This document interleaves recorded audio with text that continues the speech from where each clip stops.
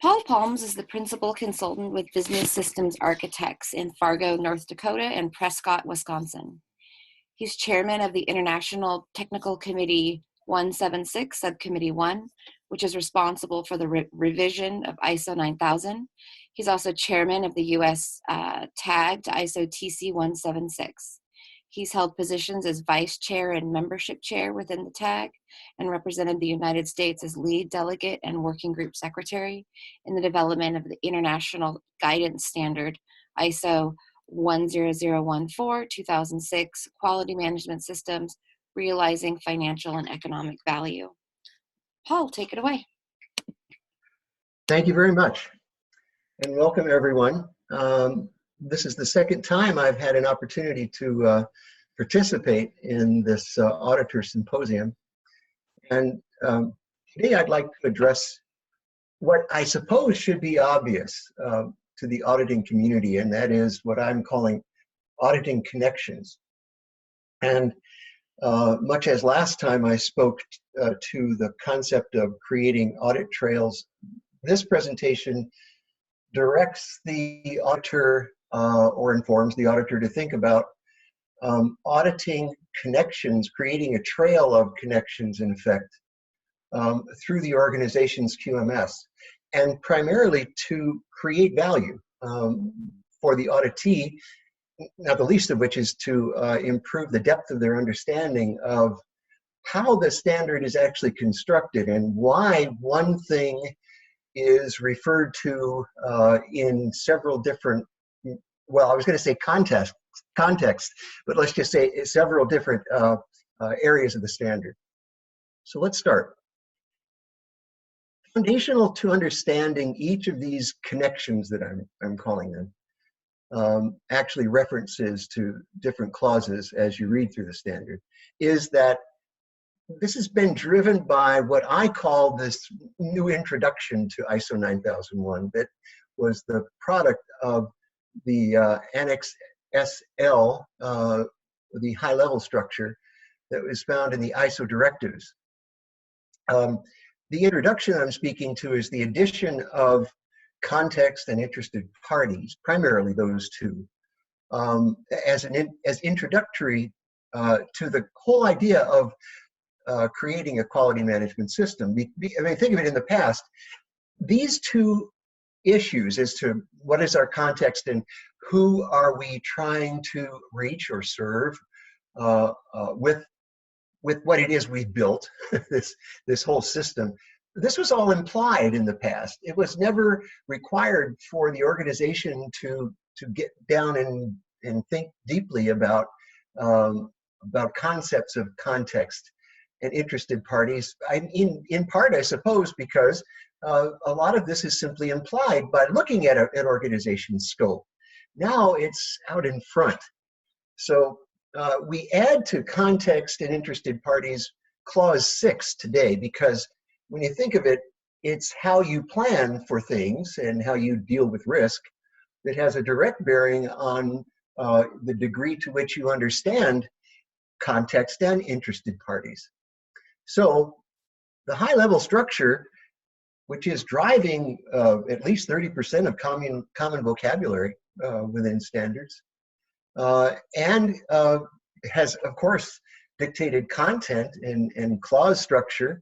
Not that you have to follow those clauses exactly, but at least the new structure, including context, interested parties, and so forth. All of these derive from Annex SL. And it's now affected, of course, aerospace and the environmental standard, of course, quality management, and many other of these management system standards as they become subject to review. Started with 4.1. Understanding the organization and its context is essentially a call for self-examination. So this is the deep dive I was talking to. Who are we? What are we about? And as auditors, I'm sure you've probably seen and will continue to see the typical strengths, opportunities, weakness, threats approach in most organizations to try to address context. There can be any, as you know, there can be any number of ways that an organization does in fact try to make this examination. It doesn't have to be SWOT, but it just is a well thought of and well used tool. Now, one thing to understand who we are and what we're about, the next is clause 4.2, understanding the needs and expectations of interested parties. This is really who's directly involved and how are they involved. One being the needs and expectations, the other being requirements in many respects. Needs, requirements, perhaps an expectation, but the whole point is who notices us, what do they want? And you often see an expanded SWOT where you have for example, strengths, and then next to each, as you go across in a series of columns, it might be interested party or external party, then needs and expectations. You might see all of this in one table. Regardless of the method that the organization uses, you should be able to see this. I mean, after all, it says the organization shall monitor and review this information, so it's got to exist somewhere. And when you get to the point where you examine clause 4.1 and 4.2, once again, context and interested parties, a very straightforward audit question might be, how and how often do you review the relevance of this information? This is a pretty powerful inquiry, after all. How did you go about examining both clauses? And how often do you look into this? Because after all, the answers to that can have profound impact on other parts of the QMS, since 4.1 and 4.2 are drivers. What do I mean by that? When we look at 4.3, the next clause, determining the scope of the QMS, it's very clear that the company has to understand boundaries and applicabilities of its QMS, and do so by understanding 4.1 and 4.2. They make it clear in clause 4.3 that both context and interested parties are foundational to determining an organization's scope. Now, I don't expect this to be a viable mathematical equation, but when you look at it, it's 4.1 plus 4.2 equals 4.3, right?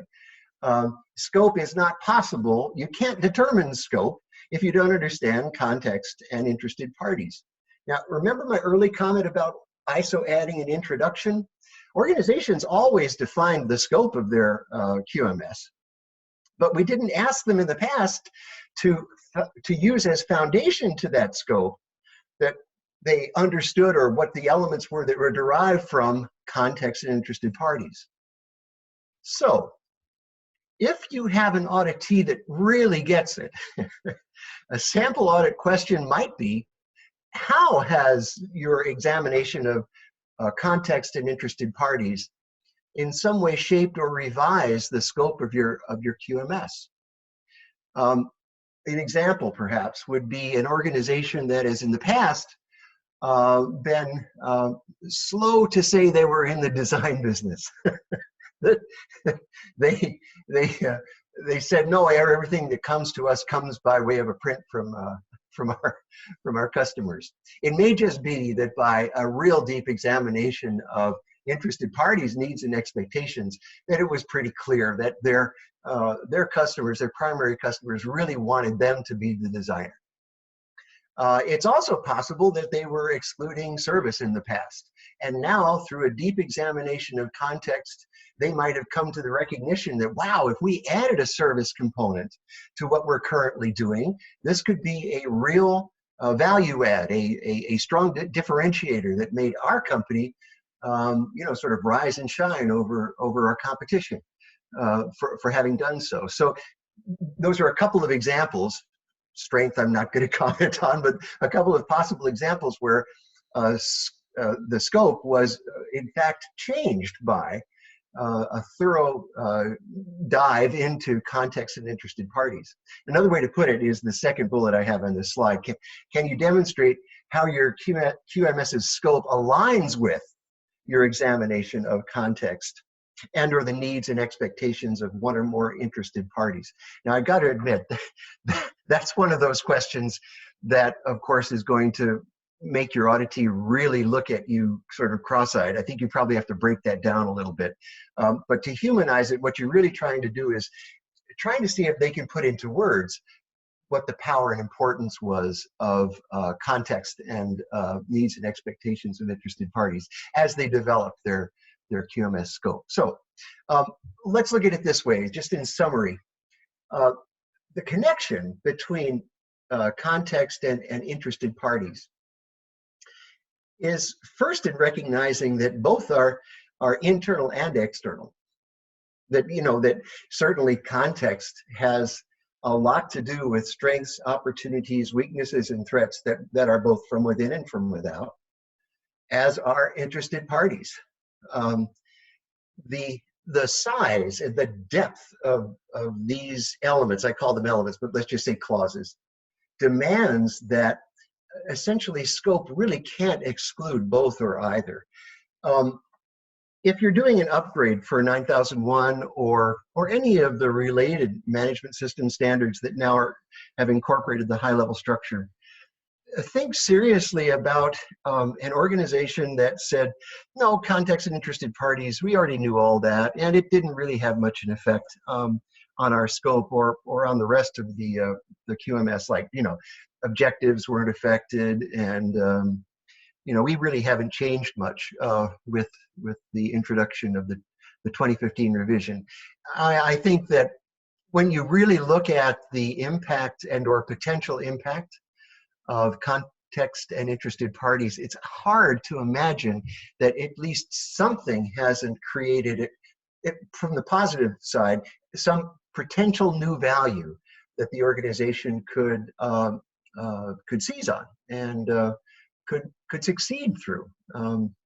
And the auditee that just can't link the 4.1 and 4.2 to scope, that just has such a low appreciation or understanding of the overall process, could be, you know, we can't consult, but could be guided to or given direction toward perhaps further, deeper learning through our questions. It doesn't necessarily mean a deficient scope, of course. It could be very true that an organization has in the past done an extremely good job of context and interested parties. They have routinely adopted a very rigorous approach to understanding who they are and what they do and who is affected by it. So as a result, there could be very little, if any, change to their scope or any other part of their QMS. However, there are a lot of organizations, and I tend to think, just through experience, more often than not, organizations that are exposed to a meaningful approach to context and interested parties typically come away better than had they not done so. Again, it's not necessarily a deficient scope, but it is perhaps a deficiency in a thorough understanding of the intent of these elements or clauses within the standard. Now let's get a little bit more interesting. 4.1 context plus 4.2 interested parties equals 4.3 scope. Now, 4.4.1F requires that processes be established in order to, as it says, address risks and opportunities in accordance with the requirements of 6.1.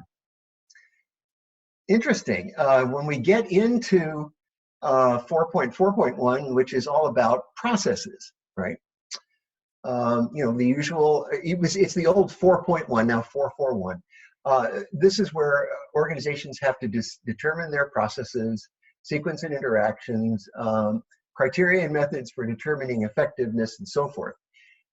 There is a new requirement in this series of process-related requirements that says organizations need to address risks and opportunities in accordance with the requirements of 6.1, yet another new clause driven by the high-level structure. 6.1, risks and opportunities. Interesting. So 6.1, let's just take this a little bit more deeply. 6.1, when we go there, requires that when planning for the requirements of the QMS, the organization shall consider issues referred to in 4.1 and requirements referred to in 4.2 to determine risks and opportunities. So this is kind of circular, isn't it? 4.1 plus 4.2 equals 4.3. Context plus interested parties leads us to scope. 4.4 is about the processes you need in order to put together a system of processes to accomplish your QMS, achieve your QMS within the defined scope.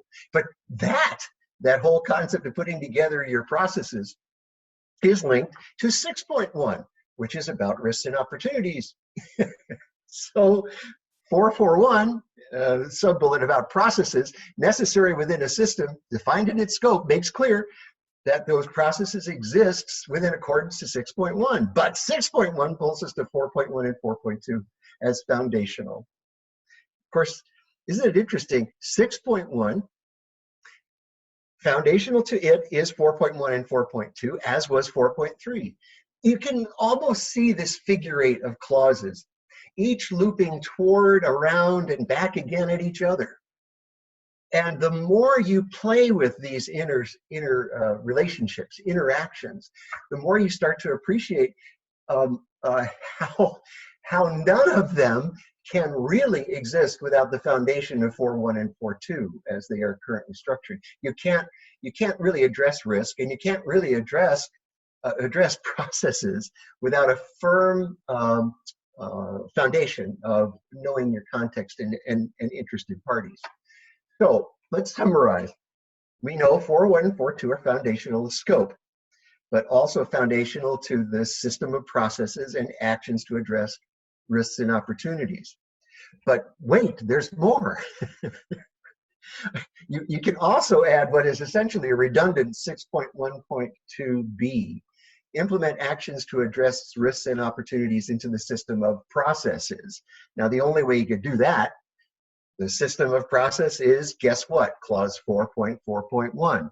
All of them, in other words, are completely interconnected, completely, in effect, dependent one upon the other, depending upon where you are within 6.1 or 4.4.1.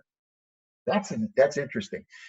4.1 and 4.2 lead us to 4.3, but whether you're in 6.1 or 4.4.1, you are directed back to any of those. So possible audit questions.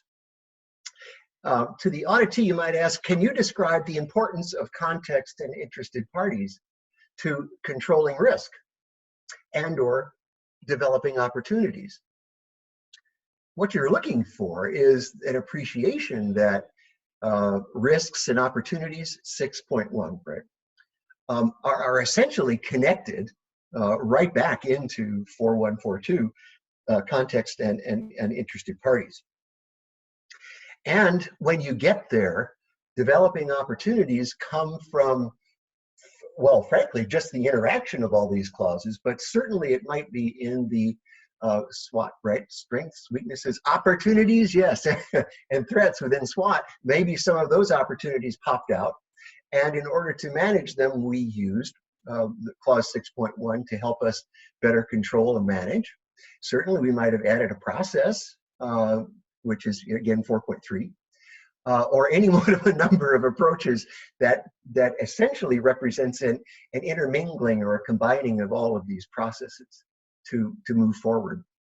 Maybe we should say, can you point out a specific risk or opportunity that is related to one or more issues in your description of context?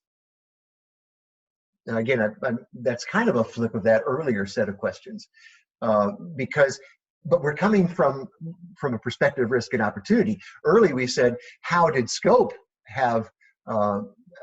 impacted by SWOT, essentially, and interested parties. Now we're saying, how about within risks and opportunities? Where can we see some kind of relationship back to 4.1 and 4.2, context and interested parties? So again, it's kind of like patting your stomach and scratching your head, if you remember that. There's a lot of interconnectivity. It's just a question of how do you wish to play with it, if you will. There's another one, planning for changes in processes. 6.3 all, 6.3 A and D. This connects to 4.4 processes because it says once you've determined a change in a QMS, it should be, quote, carried out in a planned manner. And then they have in parentheses 4.4. 4.4. There we are. This is process development, isn't it? So if you're going to plan a change, this is kind of linked to the whole concept of don't do something in one process that could have a potentially negative effect on another process. So when you're planning a change, you don't want to disturb one or more adjacent or connected processes. And so once a change has been determined, it should be carried out in a planned manner, meaning don't forget that there are interconnections within the scope. How's that? And certainly within the system of processes. So changes can take place having numerous possible consequences to these processes, because processes, we've already been here in previous slides, have to take into account context, interested parties, scope, and risk and opportunity. I mean, they're all in there, right?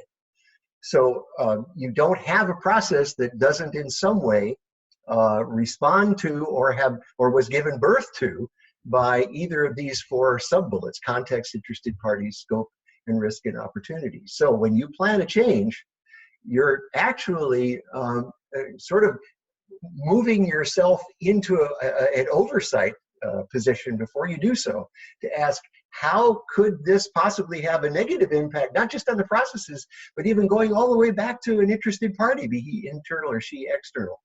So it's not just as simple as saying it's just a quick one to the other, no issues. It could have a profound impact, usually worthy of several people getting their minds around. So imagine here asking the auditee, what changes have you made to one or more processes in the QMS, right?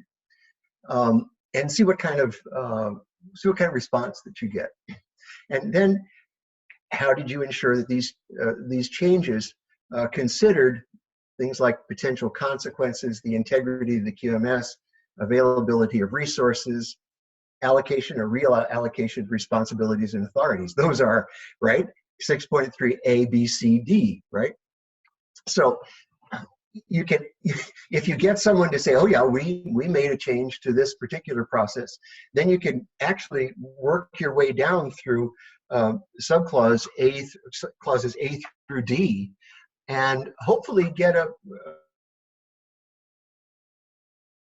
for the depth, for the rigor that was applied to those changes. And what we're really saying, of course, is that's why I have or in this slide, is you really are looking at context, interested party, scope, risk and opportunity once again, but through a different lens.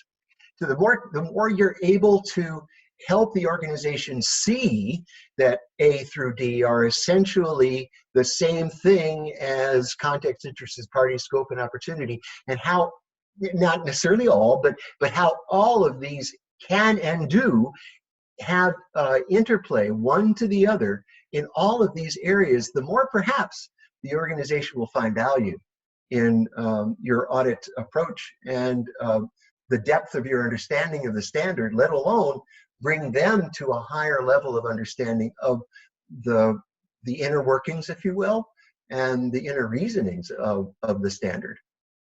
So just in summary of this, 6.3 A through D is all-encompassing when you think of it. And it could lead to any one of a number of really strong, important conversations. Now, there are more. there are two more. And all you have to do is to look at clause 8.1, operational planning and control. And here we go, back to 4.4, QMS system and its processes. And then we move to clause 6, planning, and 8.4, outsource processes. All of these are intermingled, as well as the management review function. When you think of it, management review is essentially a review of the entirety of the QMS, that most of the building blocks of the QMS and those elements, those clauses that have some kind of measurement capability are discussed during management review. But 9.3.2 has a direct connection to 6.1. Once again, a connection. Effectiveness of actions taken to address risks and opportunities. So in other words, while the organization is in management review, they're also in all those other clauses. And it can be insightful to help the organization see that. Now these are your assignments. I created the connecting tissues and the audit questions that might come from these two. Take a look at clause 8.1 and clause 9.3.2.